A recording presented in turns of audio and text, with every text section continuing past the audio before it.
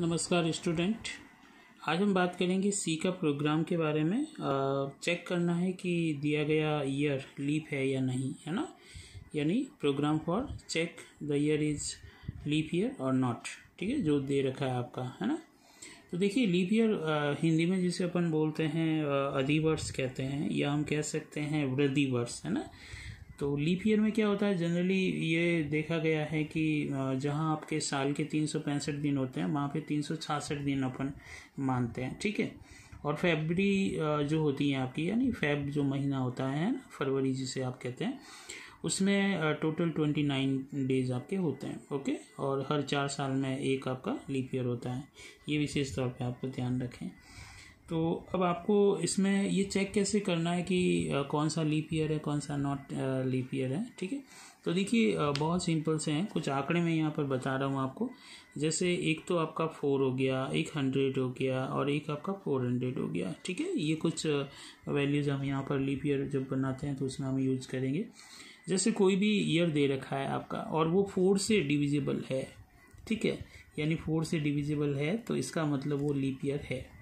पहली बात सिंपल सा, ठीक है। और नहीं है तो वो लीप ईयर नहीं है। क्लियर। अब इसमें क्या होता है, हम और भी क्राइटेरिया रखते हैं। 100 से भी डिविजिबल करते हैं, यानी 400 से, 4 से तो डिविजिबल है ही है, क्या 100 से भी डिविजिबल है। और यदि वो 100 से डिविजिबल आपका जैसे है, तो आगे और चेक करते हैं कि क्या 400 से भी डिविजिबल है। यदि 400 से भी डिविजिबल है तो वो आपका लीप ईयर है। और वो 4 से और 100 से डिविजिबल है लेकिन 400 से नहीं है तो वो लीप ईयर नहीं माना जाएगा, है ना। ये लॉजिक जो अपन यहाँ पे डिस्कस करेंगे। मान लीजिए 4 से डिविजिबल है, उसके बाद अपन ने 100 से डिविजिबल किया, ओके, लेकिन 100 से भी डिविजिबल नहीं है वो, है ना, लेकिन 4 से डिविजिबल था तो वो लीप ईयर माना जाएगा। ठीक है, इस तरह से। तो ये कुछ कंसेप्ट होता है यहाँ पे लीप ईयर कैलकुलेट करने का। ठीक है, तो वो मैं यहाँ पर एक बार आपको डिस्कस कर लेता हूँ, है ना, प्रोग्राम के रूप में। तो आपको सारी चीज़ें यहाँ पे क्लियर हो जाएगी कि किस तरह से हम लीप ईयर चेक कर सकते हैं। ओके, तो चलिए देखते हैं। तो प्रोग्राम यहाँ पे स्टार्ट करते हैं। Has include stdio.h has include console input output.h, okay, void main। हमने यहाँ पर कोई भी एक वेरिएबल बना दीजिए आप, है ना, इंटीजर टाइप का ही, जनरली सारी इंटीजर वैल्यू आएगी।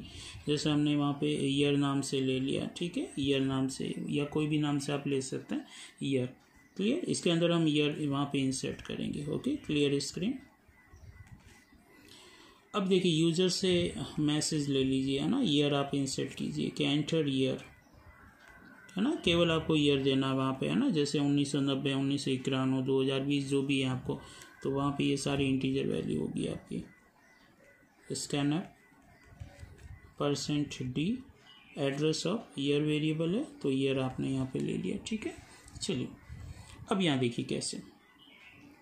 अब हमें लॉजिक यहाँ पे इम्प्लीमेंट करना है। तो बहुत सिंपल सा लॉजिक यहाँ पर, जैसे हम कंडीशनल टूल यहाँ पे नेस्टेड इफ आएगा सारा।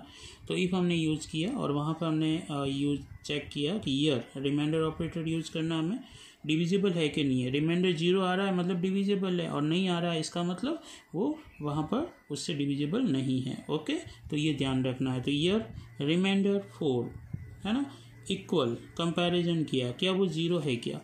ठीक है, यदि है तो इसके अंदर हम नेस्टेड में एक और चेक करते हैं कि इफ ईयर, है ना, कि वो 100 से भी डिविजिबल है क्या। ठीक है, ये 0 रिमाइंडर आ रहा है तो डिविजिबल है। ठीक है, चलो ये भी हो गया। तो इसके अंदर एक और कंडीशन चेक कर लेते हैं, इफ, है ना, तीनों से एक बार चेक कर लो कि ईयर, है ना, 400 से भी डिविजिबल है क्या। अब ये सारी चीज़ें, ये सारे ट्रू हो गए, इससे भी है, फिर ट्रू हुआ तो यहाँ आया, इससे भी है, ट्रू हो गया तो यहाँ से भी है।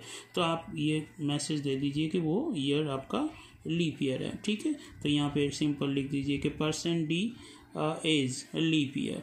ओके, लीप ईयर, ताकि वहाँ पे लिखा हुआ आ जाएगा, है ना, %d की जगह ईयर, है ना। तो ये ईयर आपका, तो ये आपका एक पार्ट हो गया। मान लीजिए 4 से डिविजिबल है तो यहाँ आया, 100 से डिविजिबल है तब यहाँ आया, इससे डिविजिबल नहीं है तो इसका एल्स पार्ट यहाँ लिख दीजिए। इसका मतलब वो लीप ईयर नहीं है आपका। ठीक है, तो नॉट लीप ईयर। तो यहाँ पर आप नॉट लीप ईयर मैसेज दे दीजिए प्रिंट एफ, है ना।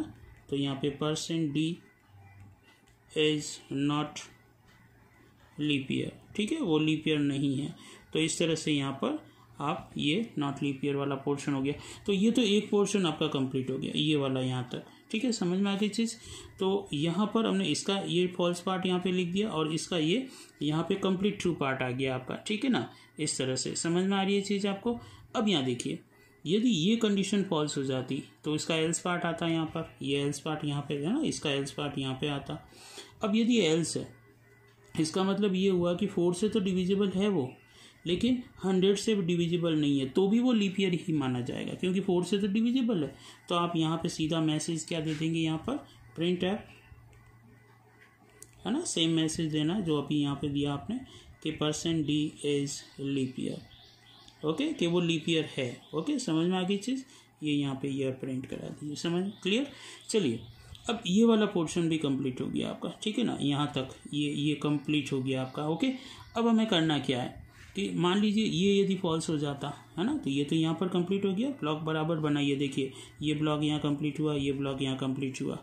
ओके, अब इसको यदि ये फॉल्स हो गया कि 4 से डिविजिबल है ही नहीं, तो लीप ईयर होगा ही नहीं वो आपका, है ना। ये वहाँ पर आपको मैसेज प्रिंट करवाना है, तो प्रिंट एफ, तो यहाँ पे सीधा दे दीजिए %d is not leap year, okay, और वहाँ पे ईयर को प्रिंट करा दीजिए। समझ में आई चीज़ आपको, इस तरह से। तो वहाँ पे ईयर प्रिंट हो जाएगा आपका, और इस तरह से ये प्रोग्राम आपका यहाँ टर्मिनेट हो जाएगा। ओके, ये गेट्स ईच, ठीक है, समझ में आई चीज़ आपको, इस तरह से। अब जैसे मान लीजिए यहाँ पर ये जो प्रोग्राम आपने लिखा है, जैसे इसके अंदर अपन ने कोई भी, है ना, जैसे एंटर ईयर आया और वहाँ पे हमने दे दिया जैसे 1991, सपोज कीजिए 1991 दे दिया। अब 1991 को आप देखिए यहाँ पर डिवाइड कीजिए, है ना, यहाँ पर 4 से, तो रिमाइंडर आपका देखो 0 आ ही नहीं रहा है ना। तो आप करके देख लीजिए इसको, रिमाइंडर नहीं आएगा, तो इस केस के अंदर ये सीधा यहाँ पे जाएगा और यहाँ पे आ जाएगा 1991 is not leap year.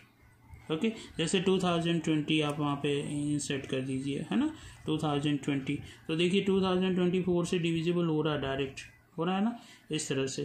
Clear वहाँ पर। तो यहाँ देखिए वो यहाँ पे भी आएगा आपका, ठीक है, और यहाँ पर होते ही वहाँ पर क्या करेगा, ये जैसे मान लो ये फॉल्स हो भी गया तो भी ये लीप ईयर बताएगा आपका। समझ में आई चीज़ आपको, इस तरह से।